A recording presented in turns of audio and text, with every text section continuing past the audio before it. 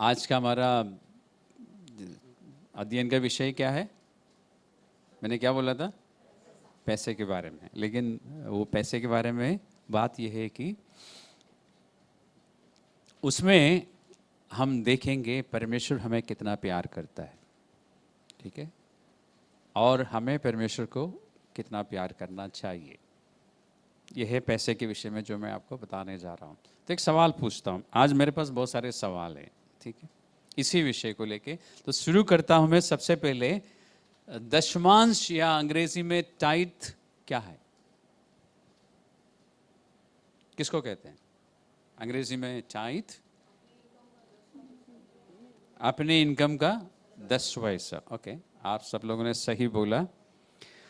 दूसरा सवाल इससे थोड़ा सा कठिन है, ठीक है। पुराने नियम में यानी ओल्ड टेस्टामेंट में, पुरानी वाचा में, लोग अपनी इनकम के कितने % प्रभु को देते थे, परमेश्वर को देते थे? ओल्ड टेस्टामेंट में ओके, इधर के लोग बोलते हैं 10वां हिस्सा देते थे। इधर से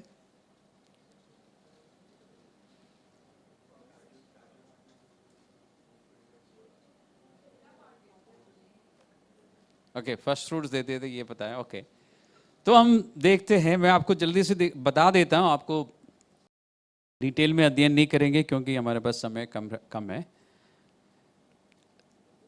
पुराने नियम में 3 बार लोग दशमांश देते थे। 3 बार एक यानी 3 किस्म के दशमांश देना होता था। एक आपको मिलेगा लेवीय व्यवस्था में, लेवियों को जो जो दशमांश दिए जाते थे वो आपको मिलेगा गिनती की पुस्तक में 18वां अध्याय में 21 और 24 में। और परमेश्वर ने बहुत स्पष्ट रूप से कहा था कि फिर मिलाप वाले तंबू की जो सेवा लेवी करते हैं उसके बदले में, यानी परमेश्वर उनको, इसराइलियों का सब दशमांश उनका निज भाग कर कर देता हूं, ठीक है। और 24 में परमेश्वर ने इस बात को फिर से दोहराया। नंबर्स यानी गिनती की पुस्तक, एक दशमांश जो लेवियों को दिया जाता है, यानी हर विश्वासी अपनी आमदनी के, और उस समय लोग खेती बाड़ी करते थे तो उनके जो एग्रीकल्चर से इनकम आती है उस इनकम के 10वां हिस्सा लेवियों को देते थे। इतना तो सबको मालूम है। आप जो अभी बताया ना कि 10वां हिस्सा देते थे, वो इस 10वें हिस्से के बारे में बात हो रही है।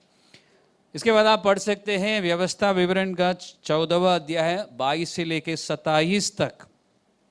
यहां पर प्रभु ने कहा था कि साल में एक बार सबको अपनी आमदनी का 10वां हिस्सा लेके यरूशलेम पहुंचना है।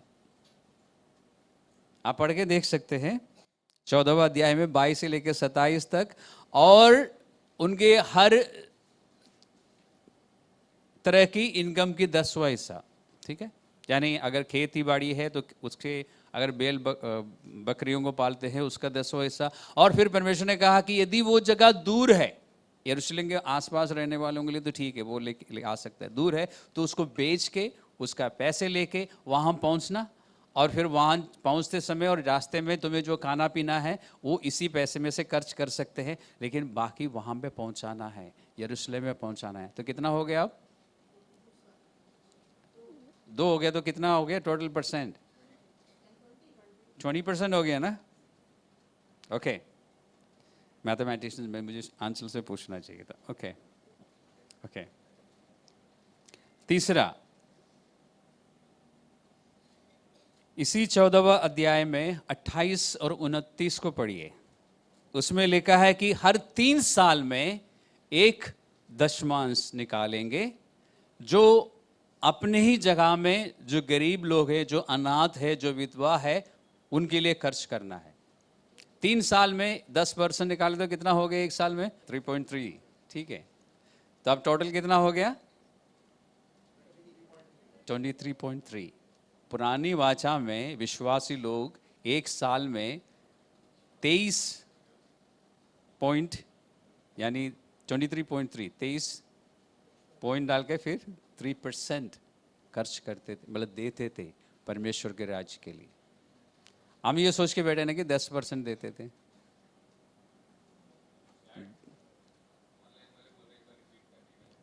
ओके, हम एक बार रिपीट करते हैं। कहाँ से रिपीट करूं? एक दशमांश जो लेवियों को दिया जाता है, एक दशमांश जो यरूशलेम में पहुंचाया जाता है साल में एक बार, और एक दशमांश जो 3 साल में एक बार लेते हैं। तो एक साल अगर हम उसको डिवाइड करते तो कितना हमने बोला था? 3.3%। तो टोटल मिला के 23.33 है ना, इतना परसेंट, या राउंड ऑफ करते तो 24%। हम क्या सोचते थे? 10%।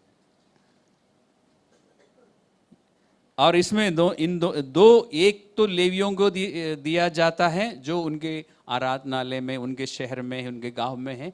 एक यरूशलेम में पहुंचाया जाता था। और वहां पर भी आपने ध्यान दिया होगा, खाते पीते समय परमेश्वर ने कहा कि लेवियों को नहीं भूलना। लिखा है, पढ़ा है क्या? और इसके बाद जो विधवाओं के लिए और अनाथों के लिए, गरीबों के लिए और परदेशी के लिए जो खर्च करता है, उसमें भी लिखा है लेवियों को मत भूलना। कारण क्या है? क्योंकि लेवियों के पास कोई और आमदनी नहीं है। लेवियों को कोई, जब परमेश्वर ने बंटवारा किया था, परमेश्वर ने कहा था कि हर एक गोत्र को ये इतना सब कुछ मिलेगा। एक गोत्र के लिए परमेश्वर ने कहा था कि इनको कुछ नहीं मिलेगा। इसका मतलब आप लोग बाइबल नहीं पढ़ते ध्यान से, है ना। लेवियों के लिए कहा था कि इनका कोई निज भाग नहीं होगा। क्यों? क्योंकि इस दशमांश से वो गुजारा करेंगे, क्योंकि ये लोग दिन रात मेरी सेवा करते हैं। इनको खेती बाड़ी करने की ज़रूरत नहीं है, इनको बैल और बकरियां पालने की ज़रूरत नहीं है, क्योंकि इनके पास समय नहीं है। ओके, ये जानकारी मिलकर या पाकर आप खुश हुए नहीं हुए मैं नहीं जानता, लेकिन ये जानना अच्छा रहता है कि पुरानी वाचा में लोग कम से कम 23% परमेश्वर के राज्य के लिए खर्च करते थे। ओके, इसके अलावा परमेश्वर ने यह भी कहा था कि जब भी ज़रूरत पड़ती है लोगों को इफरात से देना है, खुशी से देना है, अपनी मर्जी से देना है। निर्गमन की पुस्तक का 25वां अध्याय, यहां पर यहोवा ने मूसा से कहा, 25वां अध्याय का पहला और दूसरा पदों, 3 और तीसरा पदों को देखिए। निर्गमन, Exodus chapter 25 verse 1 and 2 and 3। यहोवा ने मूसा से कहा, इसराइलियों से ये कहना है कि मेरे लिए भेंट लाए, जितने अपनी इच्छा से देना चाहे उन्हीं सबों से मेरी भेंट लेना, सबसे मत लेना। ये है ऑप्शनल है, फ्री विल, अपनी इच्छा से। परमेश्वर ने कहा सिर्फ उनसे लेना जो अपनी इच्छा से देना चाहते हैं। किसी से भी जो कुड़कुड़ाते हुए, बड़बड़ाते हुए, शिकायत करते हुए लाते हैं, उनसे मत लेना, ठीक है।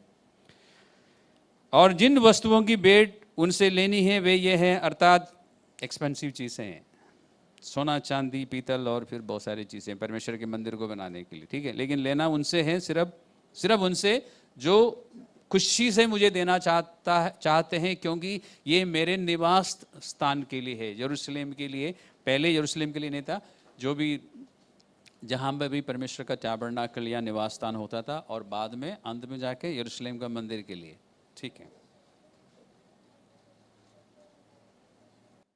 इसका मतलब ओल्ड टेस्टमेंट में हिंदी में पढ़ते हुए आपको मलाकी की पुस्तक में यदि आप जाएंगे, उसमें एक जगह पे लिखा है ना 3:8 में, हिंदी में आपको नहीं समझ आएगा। अंग्रेजी में अगर आप बाइबल पढ़ते हैं 3:8 में देखिए, तुम मुझे धोखा देते हो किस बात में? इन टाइट्स। अंग्रेजी में ऐसे लिखा है, इन टाइट एंड ऑफरिंग्स लिखा है, या इन टाइट्स एंड ऑफरिंग लिखा है, प्लूरल में लिखा है ना, मोर देन 1 टाइट, एक से ज्यादा दशमांश, 3 किस्म के दशमांश देने में तुम मुझे धोखा देते हो। ओके, ये तो सिर्फ आपकी जानकारी के लिए मैंने आपको बताया। अब हम पुरानी वाचा में नहीं है, ये तो सिर्फ जानकारी के लिए थी, ठीक है। आपको परेशान होने की जरूरत नहीं, मैं आपसे 23% डालने के लिए नहीं कहूँगा, ठीक है। देखिए सबके चेहरे के लिए ना, देखिए सब सीरियस हो गए थे, कहीं ये तो नहीं है कि वो हमें ये तो नहीं बताने की कोशिश कर रहे कि 23% डालो, नहीं, मैं नहीं मांगूंगा आपसे, बिल्कुल भी नहीं मांगूंगा आपसे। अब हम नया नियम में आ जाते हैं, ठीक है, अब हमारी बारी है। क्या नया नियम में, आप लोग सोच समझ के जवाब देना, मैंने आपसे कहा था कि बहुत सारे क्वेश्चंस पूछूंगा और इससे मुझे पता चलेगा कौन बाइबल पढ़ता है कौन नहीं पढ़ रहा है। ओके, पता चलने से कोई फ़ायदा नहीं है, मैं यही इतना ही कह सकता हूँ कि आप बाइबल पढ़िए आपके अपने फ़ायदे के लिए। एक बार कम से कम पूरी बाइबल आपको पढ़नी चाहिए। एक बार पढ़िए फिर आपका मन करेगा बार बार पढ़ने का। एक बार पूरी बाइबल जेनेसिस से लेके, उत्पत्ति से लेके प्रकाशित वाक्य का 21वां अध्याय का 22वां पद तक, या 22, शायद 22 अध्याय है ना, उसमें 21वां पद तक आपको पढ़ लेना चाहिए। शुरू से लेकर अंत तक एक बार पढ़ लेना चाहिए। आपको पता होना चाहिए कि परमेश्वर ने क्या क्या कहा है।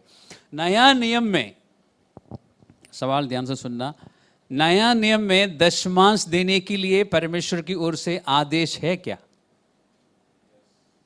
ओके, यहां से कोई कहता है यस, कमेंट कहता है नहीं, यहां से कोई कहता है, तो मैं आपको सही जवाब देता हूं। नया नियम में, अब ध्यान से सुनना एक एक बात को, नया नियम में दशमांश देने के लिए परमेश्वर की ओर से आदेश नहीं है। अब मैं ये भी जानता हूं कुछ लोग खुश हो जाते हैं, हाँ नहीं हम तो सही थे शुरू से, आप अभी भी सही है, लेकिन जो लोग दशमांश खुशी से देते हैं, यानी आप लोग जो 10% या उससे ज़्यादा डालते हैं, आपके मन में एक सवाल आएगा, अच्छा देना नहीं था तो फिर हम क्यों दे रहे थे और आप क्यों ले रहे थे? आपको परेशान होने की ज़रूरत नहीं है, आपको चकित होने की ज़रूरत नहीं है। मैं आपको दिखाता हूँ बाइबल में से कि हम क्यों ले रहे थे, और जब आपको सारी बातें पता चल जाएगी तो आपको खुशी होगी कि आप सही कर रहे हैं। तो ये सवाल आपके पास आ सकता है, इसका जवाब हम ढूंढेंगे।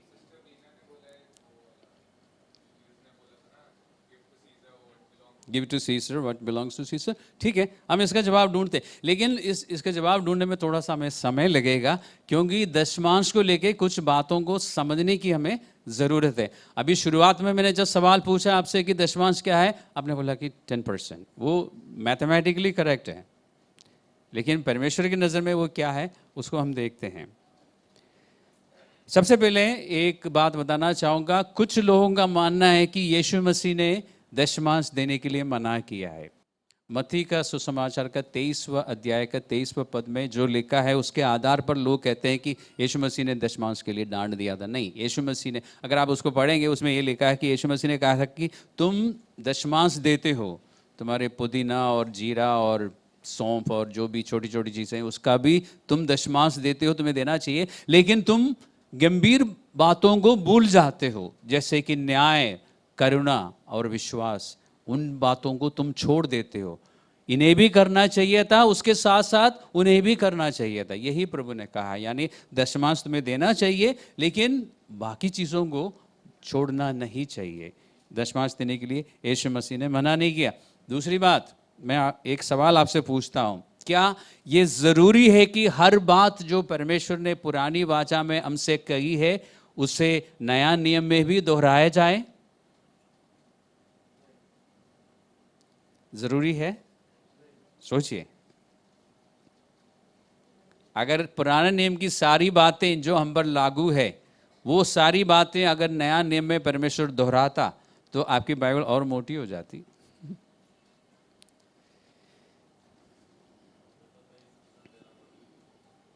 अब हम चलते हैं, आगे बढ़ते हैं, मैं आपको दिखाता हूं। मैंने आपको ये बताया कि नया नियम में, पुराने नियम का तो आपने देख लिया, 3 किस्म के दशमांश, ठीक है, हमारी जानकारी लिए थी वो सारी बातें।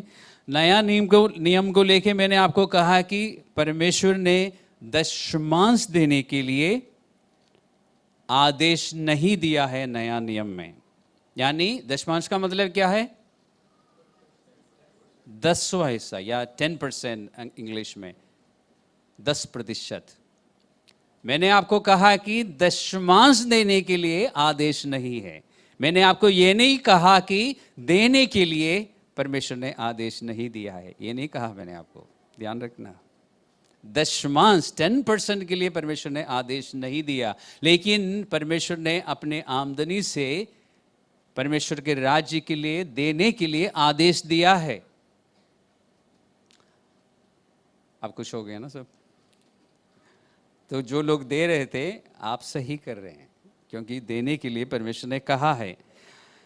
एक और बात आपको बताना चाहूँगा, हमारे दिमाग में एक गलतफहमी है कि ये जो दशमांश है, जिसके विषय में मैंने आपको निर्गमन की पुस्तक में से दिखाया, गिनती की पुस्तक में से दिखाया, व्यवस्था विवरण की पुस्तक में से भी बताया, ये दशमांश ज़्यादातर लोग सोचते हैं कि व्यवस्था का एक हिस्सा है या व्यवस्था का नियम है, लेकिन नहीं है। क्यों? क्योंकि उत्पत्ति के पुस्तक में 14वां अध्याय में हमें पढ़ने को मिलता है कि अब्राहम ने दशमांश दिया था। मुझे बताइए, क्या अब्राहम व्यवस्था के अधीन था या व्यवस्था के बाहर था? व्यवस्था किसके द्वारा आई? मूसा के द्वारा आई। मूसा अब्राहम से पहले था या अब्राहम के बाद है?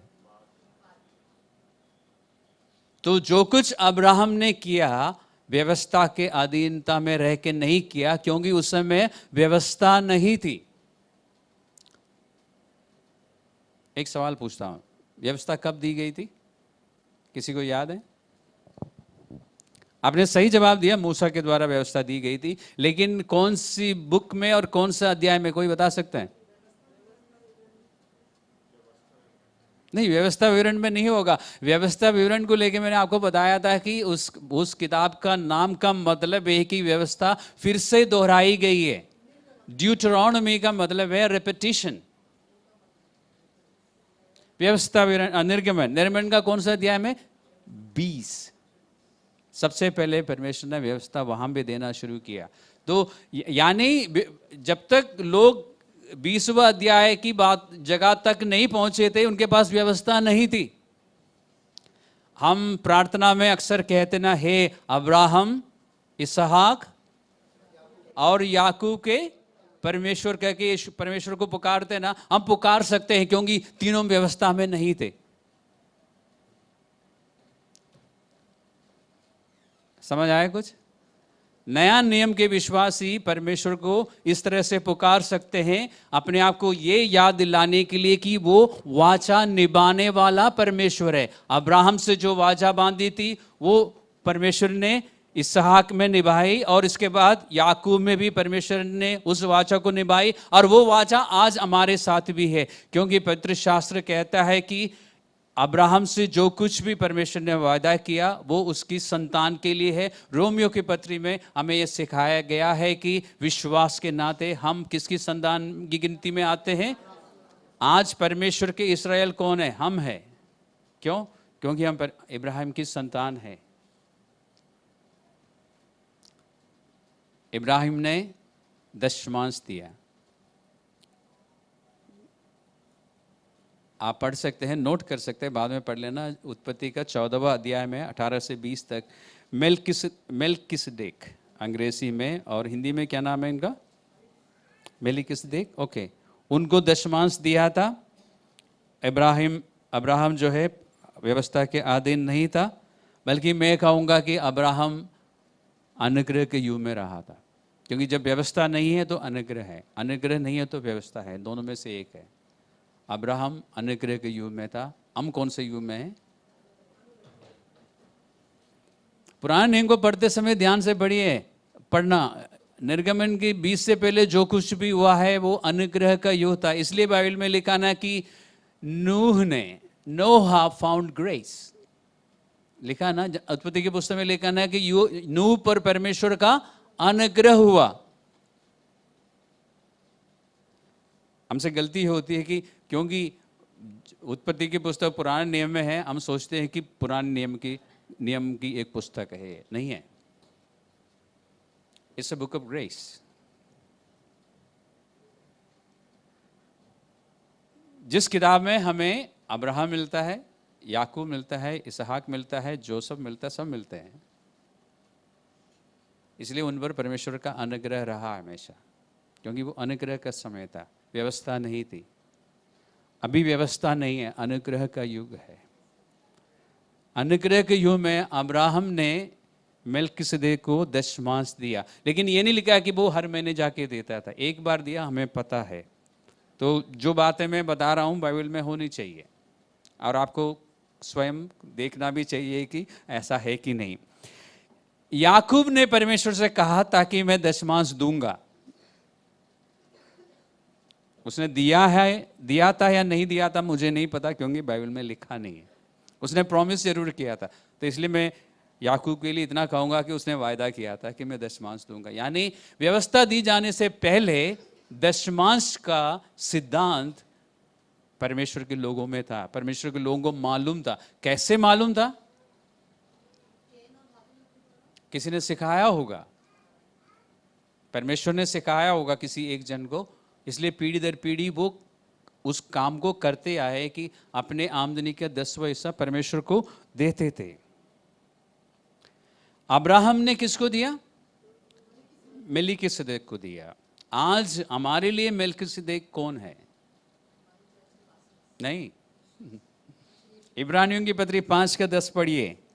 Who is that high priest? हमारे लिए वो महायाजक, मेल्किसदेक की रीति पर महायाजक, उसी ऑर्डर पर एक महायाजक हमारे लिए है, जिसका नाम है प्रभु यीशु मसीह।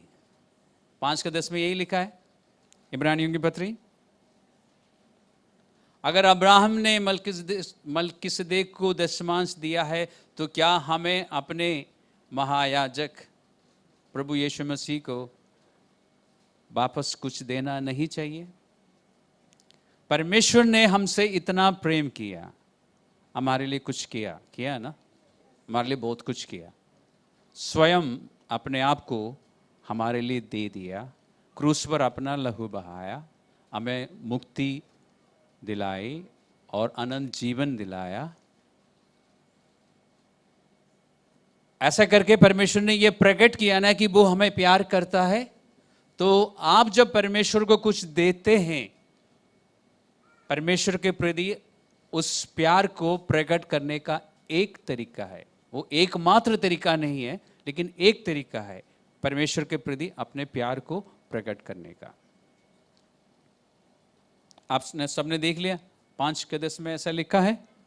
ओके, तो यीशु मसीह हमारा महायाजक है और हम यीशु मसीह को वापस अपने आमदनी से कुछ देते हैं, और यीशु मसीह की ओर से किसको दिया जाएगा?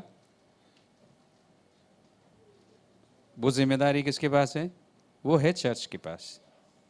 आप पास्टर को नहीं देते, आप चर्च को देते हैं। तो मैंने आपको ये जरूर कहा कि दशमांश देने के लिए आदेश नहीं है, क्योंकि परमेश्वर ने ये नहीं कहा कि 10% लेके आना। परमेश्वर ने देने के लिए कहा है। कितना देंगे? अगर अब्राहम ने 10% दिया है पुराने नियम में, तो आप कितना देंगे? कम से कम मैं समझता हूं कि 10 आपको देना चाहिए, या अब्राहम से कम देंगे? मैक्सिमम का कोई लिमिट नहीं रखी है परमेश्वर ने, लेकिन मिनिमम लिमिट है। एक चीज और दिखाता हूं आपको, पहाड़ी उपदेश, मत्ती सुसमाचार 5, 6 और 7। आपके पास समय नहीं होगा पढ़ने के लिए, 3 अध्याय है, लेकिन इसका हमने अध्ययन किया है, कंटिन्यूअसली हमने अध्ययन किया है बुधवार की मीटिंग्स में। उसमें हमने क्या देखा था? यीशु मसीह ने पुरानी वाचा में जो व्यवस्था है, उस व्यवस्था की असली बातों को लोगों के सामने यीशु मसीह ने पेश की है।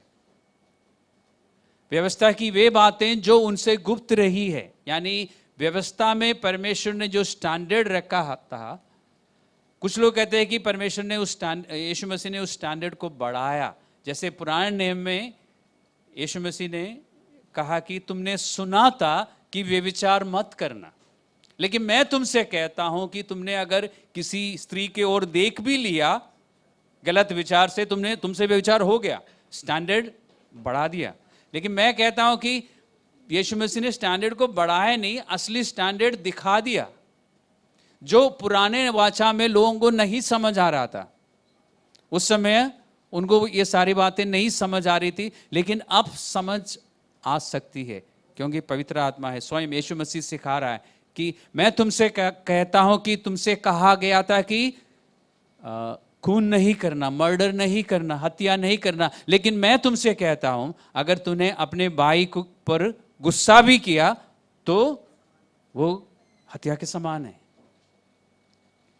तुमने सुना था कि तलाक मत करना, लेकिन मैं तुमसे कहता हूं क्या, व्यभिचार को छोड़कर और किसी और वजह से तुमने तलाक दे दी तो तुमने परमेश्वर के नियम को तोड़ दिया, तुमने गुनाह किया। स्टैंडर्ड को बढ़ा दिया, या हम कह सकते हैं कि असली स्टैंडर्ड लोगों के सामने रख दिया।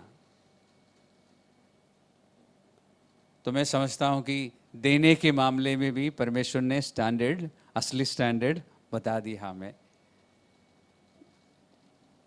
आप परमेश्वर के राज्य के लिए कितना देंगे वो आपको देखना है। क्या आप 10% देना पसंद करेंगे, या आप 23.33 देना पसंद करेंगे, या आप 90% देना चाहेंगे, वो आपको फैसला लेना है। लेकिन परमेश्वर नया नियम में आदेश देता है कि हमें देना चाहिए। ओके, हम चलते हैं कुरिन्थियों की पत्री, पहली कुरिन्थियों 9 का 4 से लेके, ये काफ़ी वर्सेस हैं, मैं जल्दी से आपके लिए पढ़ देता हूँ। 4 से लेके मैं पढ़ता हूँ।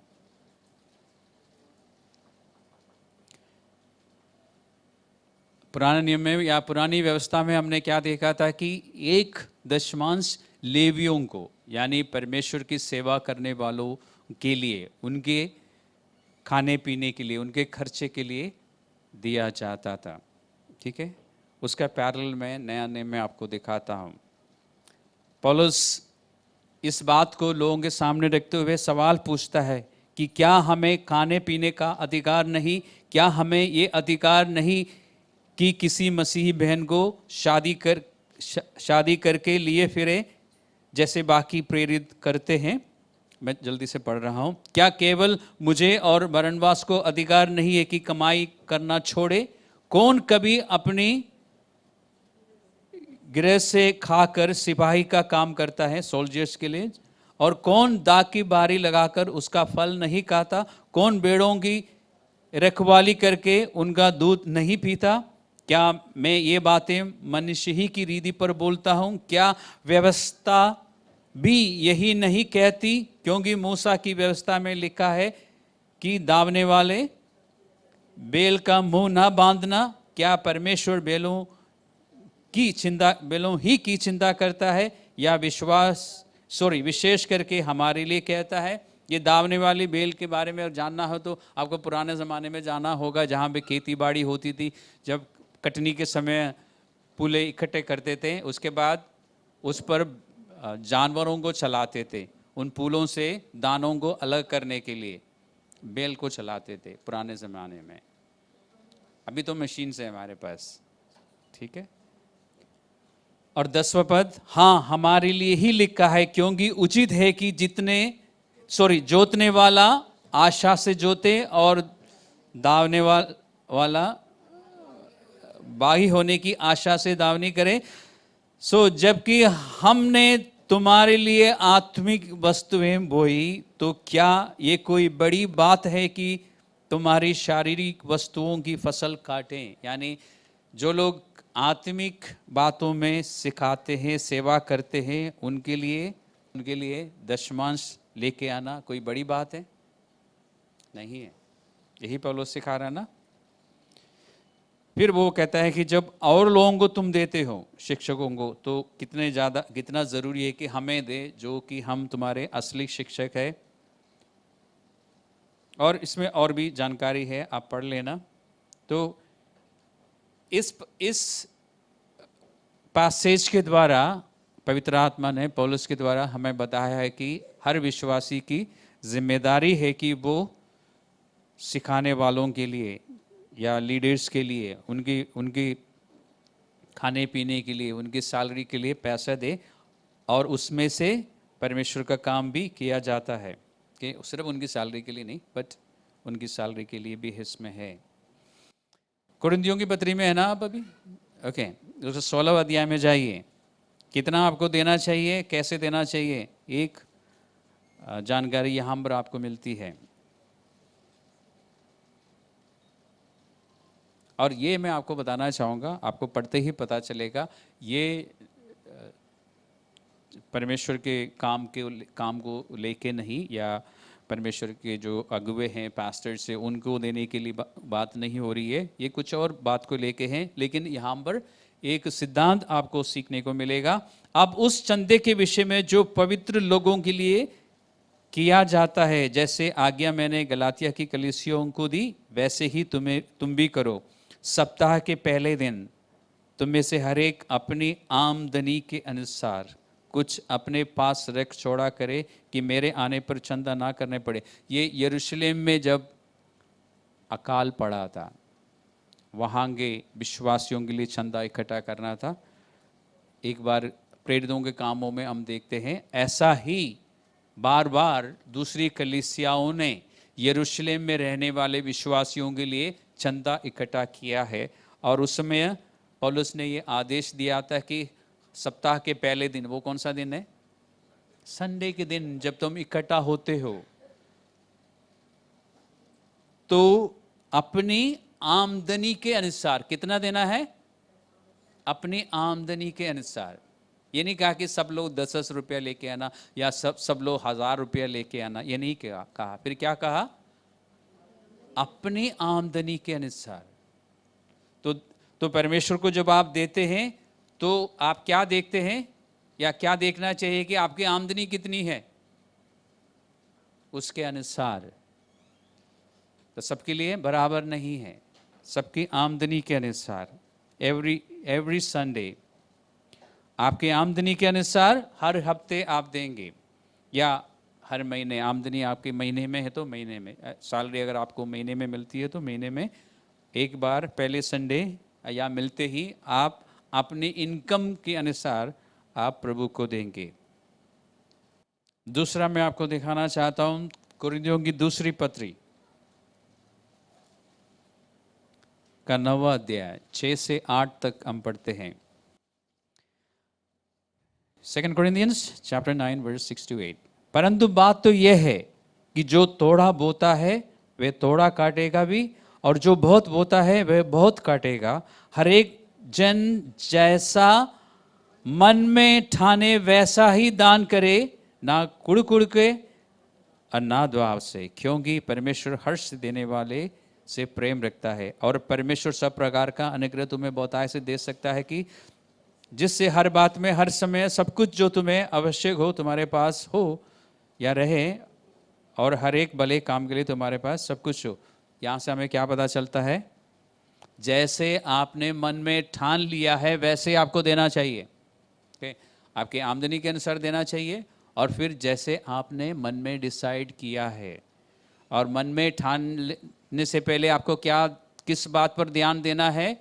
कुड़कुड़ाते हुए नहीं, और किसी दबाव में आके नहीं।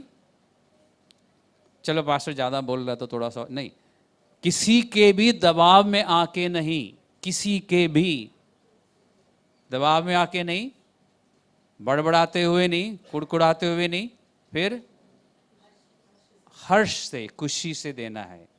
तो खुशी से आप कितना दे सकते हैं ये आपको डिसाइड करना है। मिनिमम आपको पता है, जो फाइनेंशियल सर्कल में बोलते हैं ना, मिनिमम थ्रेशोल्ड है ना, वो आपको पता है। मैक्सिमम परमेश्वर ने रखा नहीं है। और इसी 9वां अध्याय का पहला पद को अगर आप पढ़ेंगे तो आपको पता चलेगा, परमेश्वर कहता है ये एक सेवा है जो आप करते हैं। This is a service to God. ये संत लोगों के लिए है, लेकिन परमेश्वर की नजर में ये परमेश्वर की सेवा है। ओके, एक और बात को देखते हैं। अभी तक हमने क्या देखा? मिनिमम 10 देना चाहिए, खुशी से देना चाहिए, दबाव में आके नहीं देना चाहिए, कुड़कुड़ाते हुए देना नहीं चाहिए, अपनी आमदनी के अनुसार देना चाहिए, और देते समय, देने से पहले आपको डिसाइड करना है कि कितना देना है, कितने में खुशी से दे सकता हूँ। ठीक है, खुश? ओके। एक और बात देने के बारे में लिखा है, और मैं आपको एक बात दिखाना चाहूँगा। जब आप खुशी से देंगे, अपनी आमदनी के अनुसार देंगे, बिना कुड़कुड़ाए देंगे, तो परमेश्वर हमसे वायदा करता है। ये परमेश्वर का वायदा वैसे हर समय के लिए है, लेकिन देखिए किस संदर्भ में परमेश्वर कहता है। जब हम ऐसा देते हैं तो परमेश्वर पलट के क्या करता है, ये आपको यहाँ पे मिलेगा, लेकिन हम इसमें दोबारा आएंगे। अभी फिलहाल देखते हैं कुरिन्थियों की कौन सी पत्री में थे आप? पहली पत्री, दूसरी पत्री में जाते हैं।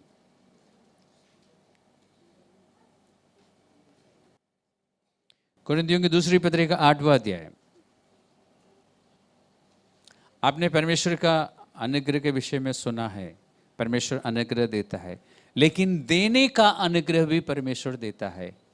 इस 8वां अध्याय में मकिदुनिया की कलीसिया के विषय में पौलुस कहता है, मैसेडोनियन चर्चेस, कि मैं चाहता हूं कि तुम्हें पता चले कि मैसेडोनिया की कलीसिया में परमेश्वर का किस प्रकार का या किस तरह का अनुग्रह हुआ था, उस बारे में वो चर्चा करता है। और आगे वो बताता है कि अगर आप पहले पद से पढ़ेंगे तो ये जो बात मैंने आपको बताई है वो उसमें पहला पद में है, और दूसरा और तीसरा पद में वो कहता है कि क्लेश की बड़ी परीक्षा में ये अनुग्रह मैसेडोनिया की कलीसिया में हुआ है कि वो कलीसिया जो है बड़ी परीक्षा में से गुजर रही थी, भयंकर क्लेश में से वो कलीसिया मतलब विश्वासी लोग निकल रहे थे। उस समय क्या हुआ? बड़े आनंद के साथ उन्होंने कुछ काम किया, और लिखा है कि ये कलीसिया कंगालपन में थी। कलीसिया कंगालपन में थी, इसका मतलब क्या है? कलीसिया के विश्वासी लोग साधारण भाषा में गरीब थे, गरीबी में से गुजर रहे थे लोग, और बड़े क्लेश में से गुजर रहे थे। गरीब होने का एक कारण क्या हो सकता है? चर्च हिस्ट्री के स्टूडेंट्स बता सकते हैं मुझे? परसिक्यूशन की वजह से। क्यों? किस तरह का परसिक्यूशन? प्रॉपर्टीज उनसे छीन ली जाती थी, लोग घर से बेघर हो जाते थे, बिजनेसेस उनसे छीन लिया जाता था, इसलिए गरीबी में से गुजर रहे थे विश्वासी लोग। एक कारण मैं बता रहा हूं। आज कितना आसान है हमारे लिए मसीह बन के रहना। हमारे देश में वो वाला उपद्रव या परसिक्यूशन नहीं है, लेकिन जो हमसे पहले थे वो इन सब बातों से गुजर चुके हैं, फिर भी विश्वास को नहीं छोड़ा। आज हमसे कहा जाए यीशु मसीह के इनकार करो, नहीं तो तुम्हारी नौकरी छीन ली जाएगी तुमसे, तो क्या हम किसको चुनेंगे? हाँ, यीशु मसीह को चुनेंगे क्या? ये उस समय हमें पता चलेगा। अभी यहाँ बैठ के तो मैं कहता हूँ सभी कहेंगे कि नहीं, मैं यीशु मसीह को चुनूंगा, और आप ईमानदारी से कह भी रहे होंगे। लेकिन उस समय जब आपसे वाकई में कोई बंदूक कनपट्टी पे रख के बोलेगा यीशु मसीह के इनकार कर, तो उस समय आप क्या करेंगे? उस समय पता चलेगा। या आपसे कहा जाता है कि आपका घर जो है जब्त किया जा रहा है, अगर आप यीशु मसीह के इनकार करेंगे तो वापस मिलेगा, उस समय हम कह सकेंगे। लेकिन ये लोग उन बातों से गुजर चुके हैं, और उस कंगालपन में भी और बड़ी परीक्षा में से निकलते समय पवित्र शास्त्र कहता है कि बहुत ही आनंद के साथ उनकी उदारता दिखाई दी, बल्कि कहता है कि उनकी उदारता बढ़ गई। और उन्होंने कैसे दिया? पौलुस गवाही देता है, और पौलुस, ध्यान रखना जब मैं पौलुस का नाम लेता हूं तो पवित्र आत्मा पौलुस के द्वारा बता रहा है कि मकिदुनिया या मैसेडोनिया में रहने वाले विश्वासियों ने अपनी सामर्थ भर, वरन सामर्थ से भी बाहर मन से दिया। तो कैसे दिया? पहले हमें बोला था कि हर्ष से देना, जितना तुम दे सकते हो, मिनिमम तो पता है, उससे उसके ऊपर कितना दे सकते हो, जितना दे सकते हो देना। लेकिन यहां पर लोगों ने क्या किया, अपने सामर्थ्य से भी बढ़कर दिया। यानी अगर वो आसानी से 10% दे सकते थे तो उन्होंने क्या किया, उससे ज्यादा दे दिया। अगर उनके लिए 20% आसानी रही है तो उन्होंने क्या किया, 20 से ज्यादा दे दिया। वो भी कैसे दिया, यहां पे लिखा है, हर्ष से लिखा है, आनंद से दिया है इन्होंने। क्योंकि तो इससे हमें क्या पता लगता है, देते समय आनंद का होना। हमने 2 जगहों में पढ़ा ना, अभी 2 गवाहों के सामने सारी बातें सिद्ध हो जाती है या साबित हो जाती है। 2 जगह पे हमने पढ़ा, देते समय ध्यान रखना, अगर आपके मन में आनंद नहीं है तो मैं आपको कहता हूं कि मत देना, रुक जाओ, जब तक आनंद नहीं आता मत दो। अगर आप खुशी से दे सकते हैं तो ही देना, तभी आपको फायदा है, नहीं तो आपको नुकसान होगा। आपको उतना पैसा कम हो जाएगा आपके अकाउंट में से, कोई फायदा नहीं होगा आपको। तो कैसे देना है, खुशी से देना है, बिना दबाव, बिना कुड़कुड़ाए, हमारी आमदनी के अनुसार, और फिर जितना हम दे सकते हैं उससे थोड़ा सा, यानी इसको कहते हैं अंग्रेजी में सैक्रिफिशियल गिविंग या त्यागपूर्ण। एक और बात है, और उनके विषय में मेरी ये गवाही है कि उन्होंने अपने सामर्थ्य पर वरन सामर्थ्य से भी बाहर मन से दिया। यानी आप देख रहे हैं ना, अपनी इच्छा से दिए, अपनी इच्छा से। एक जगह हमने पढ़ा था ना, जैसे हम मन में ठान लेते हैं अपनी इच्छा से,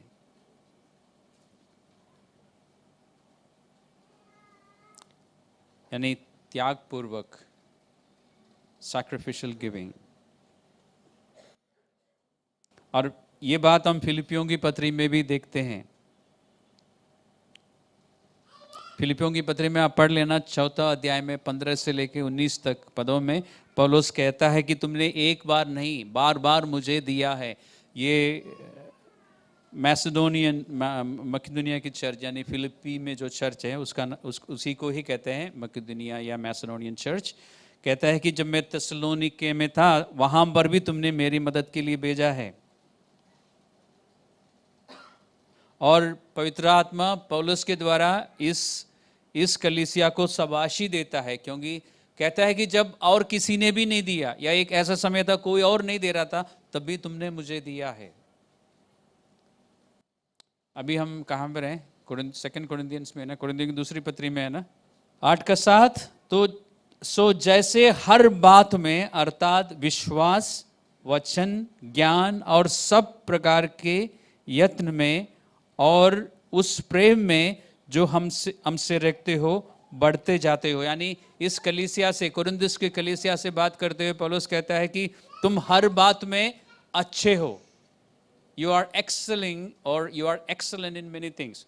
जैसे विश्वास में तुम बहुत आगे हो, वचन में तुम आगे हो, और ज्ञान में तुम बहुत आगे हो, अच्छी बात है। और परिश्रम करने में तुम बढ़ते जा रहे हो, प्रेम में तुम आगे हो, अच्छी बात है। इसी तरह दान के काम में भी बढ़ते जाओ। और आपकी जानकारी के लिए बता रहा हूं, ये जो हिंदी में काम शब्द आप पढ़ रहे हैं ना, ये काम नहीं है एक्चुअली। अंग्रेजी में अगर आप पढ़ते हो तो आपको दिखाई देगा, दिस इज खारिश, यानी वो खारिश नहीं यूनानी में खारिश, विच मीन्स ग्रेस, परमेश्वर का ये एक अनुग्रह है। दान देना जो है परमेश्वर का एक अनुग्रह है। In this you should excel in the grace of giving।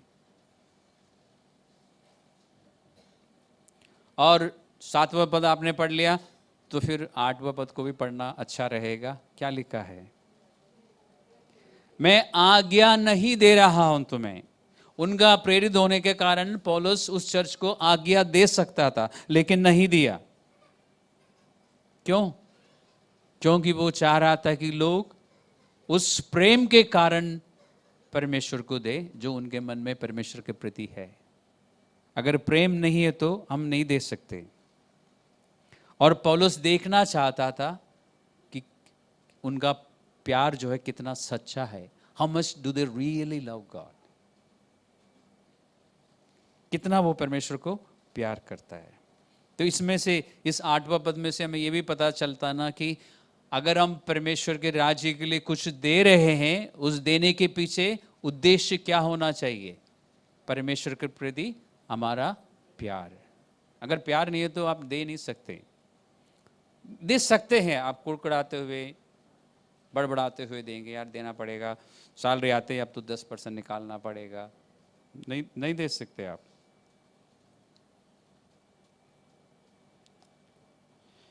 मेरे ख्याल काफ़ी सारी चीज़ें मैंने आपको बताई है इस बारे में, इतना बताना काफ़ी है ना दशमांश को लेके। तो नया नियम में हम दशमांश नहीं देते, हम अपनी आमदनी के अनुसार खुशी से, बिना दबाव, बिना कुड़कुड़ाए हम ठान लेते हैं कि इतना देना है और हम देते हैं।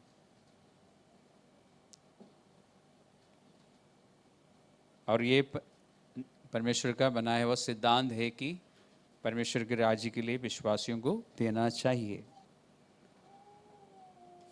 और मैंने आपको पहले भी एक बार सिखाया था कि परमेश्वर सब बातों का मालिक है, गॉड ओन्स एवरीथिंग। लेकिन परमेश्वर हमें सामर्थ्य देता है धन कमाने का। व्यवस्था विवरण से मैंने दिखाया था आपको, और व्यवस्था विवरण में 8 का 18 में से मैंने आपको दिखाया था। परमेश्वर कहता है कि मैं तुम्हें सामर्थ्य देता हूँ धन कमाने का, ताकि मैं उस वाचा को पूरी करूं जो मैंने तुम्हारे पितरों से बांधी थी। किससे? अब्राहम से बांधी थी। इसलिए वो हम पर लागू है कि परमेश्वर हमें सामर्थ्य देता है ताकि हम पैसा कमाए, हमारे पास धन दौलत हो। परमेश्वर हमें बुद्धि देता है, स्ट्रैटेजी देता है, समझ देता है। और फिर परमेश्वर चाहे तो हमसे उसमें से जितना मर्जी मांग सकते थे वापस, लेकिन परमेश्वर कहता है कि तुम डिसाइड करो। पुरानी वाचा में परमेश्वर ने 10% के लिए कहा था, 3 अलग अलग 10%, लेकिन हमसे कुछ नहीं कह रहा है। इतना हमें मालूम है कि अब्राहम ने 10वां हिस्सा दिया है तो हमें भी उतना है कम से कम देना चाहिए। लेकिन नया नियम में, क्योंकि अब असली चीज़ें सामने आ रही है, पुरानी वाचा में जो चीज़ें गुप्त थी, नई वाचा में परमेश्वर ने साफ रीति से हमें बता दिया। तो इसलिए हमें खुशी से देना चाहिए, कुड़कुड़ा के नहीं, अपनी आमदनी के अनुसार देना चाहिए। मैं कहता हूँ कि ये धन जो हमारे पास है, एक्चुअल सही माने देखा जाए तो परमेश्वर का है। क्यों? क्योंकि धन कमाने की सामर्थ्य वो देता है, हमें समझ वो देता है।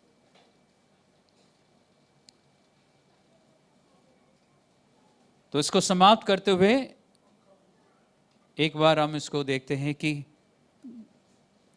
हमारी आमदनी से परमेश्वर के राज्य के लिए कुछ देना जो है, हमारे उस प्यार को प्रकट करता है जो हमारे मन में परमेश्वर के प्रति है। और मैंने कहा है कि हमारा प्यार को प्रकट करने का एक तरीका है ये, क्योंकि परमेश्वर ने हमसे प्यार किया और हमें कुछ दिया। हम भी जब परमेश्वर से प्यार करते हैं तो पलट के परमेश्वर को कुछ देते हैं। जो लोग खुशी से देते हैं वो इस बात को मानते हैं कि परमेश्वर ही सारी आशीषों का स्रोत है, सारी भलाइयाँ उसी की ओर से आती है। और इतना ही नहीं, वो परमेश्वर पर भरोसा रखते हैं, क्योंकि जब आप देते हैं तो कुछ निकल जाता है ना जेब से, है ना, कुछ कम हो जाता है, बैंक बैलेंस थोड़ा सा कम हो जाता है।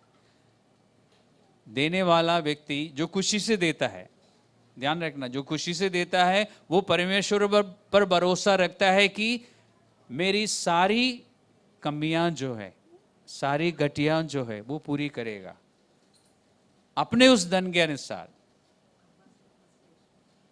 हाँ, जो महिमा समेत मसीह यीशु में, कहाँ लिखा, कहाँ है? फिलिपियों की पत्री में कहाँ लिखा है? 4:19 में लिखा है। लेकिन उससे पहले कौन सी बात, किस बात की चर्चा हो रही है? परमेश्वर को देने के बारे में। मैं हमेशा कहता ना, संदर्भ में पढ़ लिया करो। परमेश्वर का वायदा हमेशा हम पर लागू है, लेकिन संदर्भ में पढ़ो और समझ आता है कि परमेश्वर कह रहा है कि अगर तुम मुझे कुछ दे रहे हो तो गारंटी है कि मैं तुम्हारी हर एक कटी को पूरी करूंगा। अगर तुम मुझे कुछ नहीं दे रहे हो तभी है। लेकिन देने वाला इस बात पर भरोसा करता है कि जैसे उसने कहा है कि मैं तुम्हारी हर एक गति को पूरी करूंगा, वो मेरी हर एक गति को पूरी करेगा। यानी मैं अगर 10 या 15 या 20% या बिना परसेंटेज दे के मैं निकाल रहा हूं तो मेरी कोई गति नहीं होगी। तो यदि हम सोचते हैं कि परमेश्वर पर मुझे बहुत भरोसा है, तो भरोसा का एक प्रमाण है देना, लेकिन ध्यान रखना खुशी से, ठीक है। बाइबल में एक जगह पे लिखा है ना कि परमेश्वर ऐसा कर सकता है, ऐसा अनुग्रह तुम पर कर सकता है कि तुम्हारे पास हर समय हर बात में सब, तुम्हें जो कुछ भी चाहिए वो सब कुछ हो और बहुतायत से हो। कहीं लिखा है? नहीं, इब्रानियों में नहीं, कुरिन्थियों की पत्री में जहां से हमने पढ़ा था उसी में लिखा है। कुरिन्थियों की दूसरी पत्री इसका 9 का 8 में लिखा है। लेकिन उससे पहले हमने ये पढ़ा था ना कि हमें किस तरह से देना चाहिए। तो लेन देन के संदर्भ में परमेश्वर कहता है। इसका मतलब ये नहीं है कि अगर आप परमेश्वर को कुछ नहीं दे रहे तो परमेश्वर आपको इस तरह का अनुग्रह नहीं देगा, ऐसा नहीं है। परमेश्वर हर प्रकार का अनुग्रह अपने बच्चों को देना पसंद करता है, देता भी है। लेकिन जो बच्चे परमेश्वर को प्यार करते हैं उनसे ऐसा नहीं होगा कि वो कभी ना दें।